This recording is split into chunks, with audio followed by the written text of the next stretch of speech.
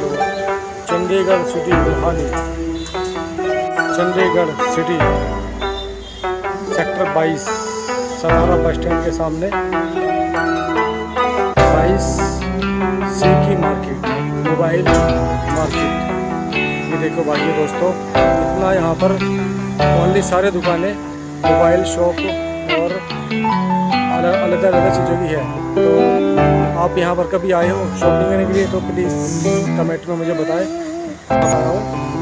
Chandigarh city sector 17 bus stand के सामने, ये सामने यहाँ पे रोड क्रॉस करके बस स्टैंड है 17 सेक्टर 17, और ये सामने मोबाइल शॉप मार्केट सेक्टर 22 सी। तो भाइयों दोस्तों, आप मुझे कमेंट में बताएं कि आप यहाँ पर घूमे हो या यहाँ पे आपने कुछ ख़रीदा है। तो भाइयों मुझे कमेंट में जरूर